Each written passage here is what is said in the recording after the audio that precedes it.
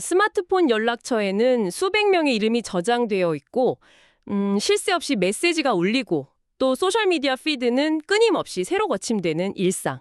우린 그 어느 때보다 촘촘하게 연결된 세상에 살고 있죠. 네, 그렇죠.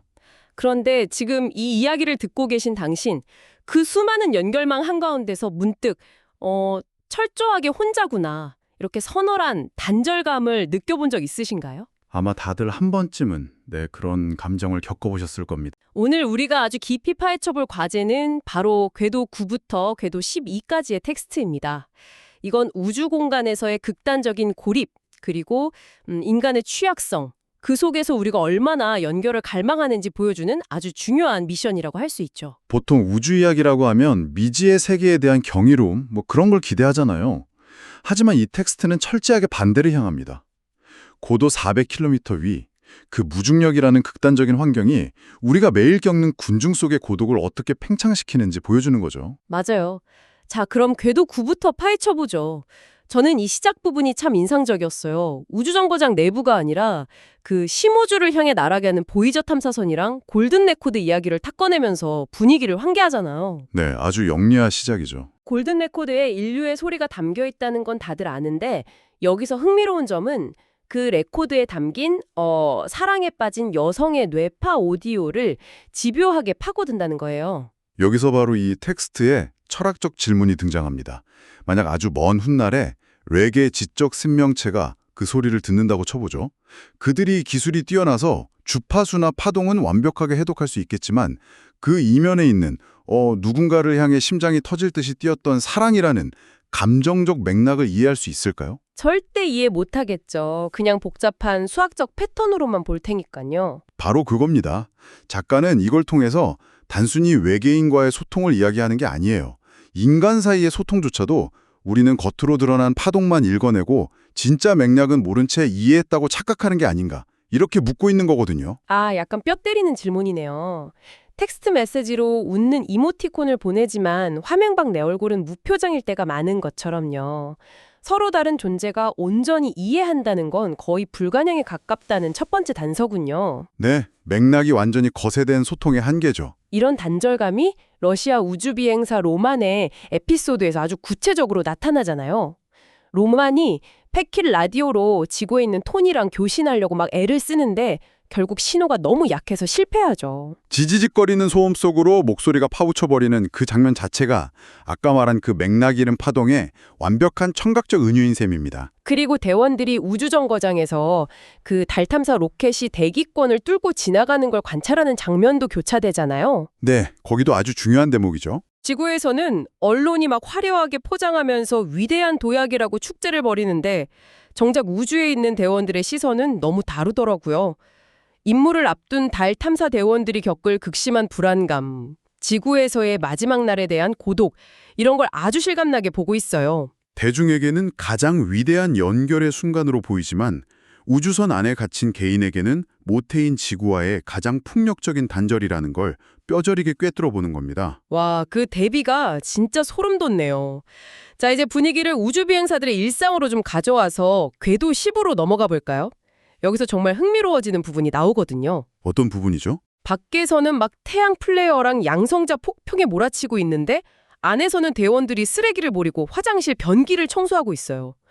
이 묘한 대비가 너무 재밌으면서도 설고프더라고요. 이것을 더 큰 그림과 연결해 보면 노후화된 우주정거장과 인간 육체의 취약함을 아주 극명하게 보여주는 장치입니다. 인류 최고의 과학자들이 생존을 위해 가장 남물한 육체 노동을 해야만 하는 한계죠. 육체의 취약함 하니까 안토니 떠오르네요. 안토니 자기 목에 체리 크기의 혹이 생겼는데 그걸 숨기고 임무를 강행하잖아요. 네, 혹시라도 팀 전체에 피해를 줄까봐 두려웠던 거죠. 게다가 귀환하면 사랑 없는 결혼 생활을 끝내겠다는 내면의 다짐까지 품고 있고요. 우주라는 거대한 공간에 와서도 그 작은 혹의 무게랑 가장 개인적인 비밀, 그 치졸한 현실에 짓눌려 있다는 게 참 인간적이라고 해야 할까요? 밖으로는 방사선 폭풍, 안으로는 종양과 파탄단 관계라는 개인적인 폭풍, 완벽한 대조를 이루고 있죠. 그렇게 각자 고립된 대원들이 저녁 식사 자리에 모여서 초콜릿 벌집 과자랑 러시아 식량을 나누는 장면은 그래서 저 뭉클했어요. 치에가 다음 날이 어머니 장례식이라는 슬픈 소식을 전하잖아요. 맞아요. 밀폐된 원통 안에서 치해가 할 수 있는 건 그저 추억을 담담하게 이야기하는 것뿐이었죠. 근데 그 담담한 이야기에 안톤이 눈물을 흘리잖아요. 이 장면 묘사가 진짜 시각적으로 너무 아름다웠어요. 미세 중력 속에서 눈물이 뺨을 타고 흐르지 못하니까 허공에 떠오른 눈물방울을 안톤이 손가락으로 조심스럽게 잡아내잖아요. 단절된 채 각자의 우주를 떠도는 것 같지만 누군가의 상실의 공명에서 흘러나온 그 눈물방울을 공유하는 찰나, 그게 바로 진정한 연결이 아닐까 싶습니다. 철학적 사유가 점점 확장되는 게 느껴집니다. 피에트로가 슈퍼태풍을 추적하면서 신혼여행 때 만난 필리핀 어부를 걱정하는 동시에 그 억망장자들의 우주 개발을 냉소하는 장면도 나오고요. 시어는 벨라스케스의 명화 시녀들 엽서를 보면서 인간의 허영을 꼬집죠. 오직 바닥에 엎드린 개만이 진정한 자유를 누리고 있다는 걸 깨닫는 과정도 인상적이고요. 그럼 이제 괴고십의 가장 가슴 아픈 하이라이트인 로만의 무선통신 장면으로 가보죠. 밴쿠버에 사는 테레즈라는 여성과 단파 라디오로 교신하는 장면인데 테레즈가 묻잖아요. 우주가 허무하지 않냐고요. 로만의 대답이 훌륭했죠. 침랑이 돛처럼 부풀어 오르는 걸 보면서 살아있음을 느꼈다고 대답합니다. 허무주의를 극복하는 아주 아름다운 교감의 순간이었어요. 그런데 궤도 속도 때문에 통신이 끊어지기 직전에 테레즈가 고백하잖아요. 자기가 남편과 사별했고 이 라디오가 남편의 유품이라고요. 기적적인 연결의 순간이 물리적 한계로 폭력적으로 끊어지는 찰나입니다. 방금까지 완벽하게 이어졌다고 생각했는데 순식간에 진공 속으로 사라져버린 거잖아요. 우리는 너무나 함께이면서도 동시에 너무나 혼자라는 이 텍스트의 핵심 주제가 청취자 여러분께도 아주 깊게 다가갈 것 같습니다. 이는 아주 중요한 질문을 던집니다. 그리고 이 상실감은 궤도 10일로 넘어가면서 절정을 맞이하게 되죠. 여기가 정서적, 철학적 절정입니다. 치에가 실험실 생쥐들을 관찰하는 장면부터 시작되죠. 네, 케이지 창살을 꽉 붙잡고 버티던 생쥐들이 결국 중력의 부재에 완전히 순응해서 허공에 그냥 떠다니는 모습을 보게 됩니다. 완전한 놓아버림이죠. 치에는 그 모습에서 어머니의 죽음을 떠올리잖아요. 생명력을 내려놓아야 했던 어머니의 마지막 모습이요. 그래서 거대한 슬픔에 압도당한 치에마저 허공에 몸을 둥글게 말고 떠있게 됩니다.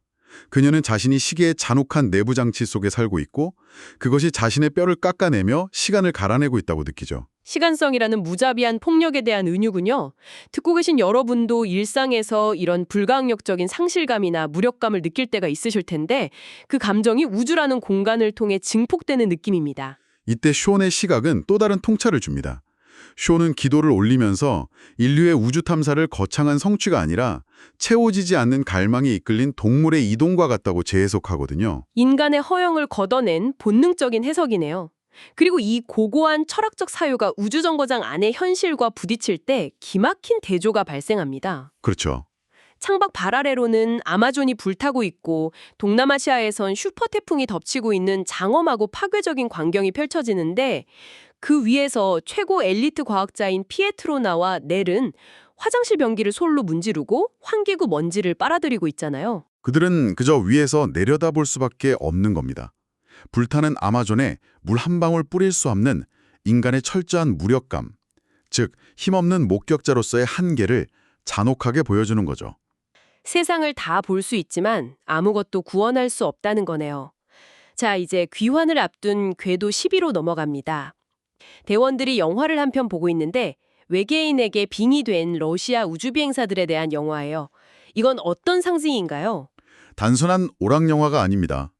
자신들이 우주 체류를 통해 이미 스스로도 이해하지 못하는 방식으로 변형되었고 예전과 같은 온전한 인간으로 지구에 돌아가지 못할지도 모른다는 깊은 내면의 두려움을 투영하는 겁니다.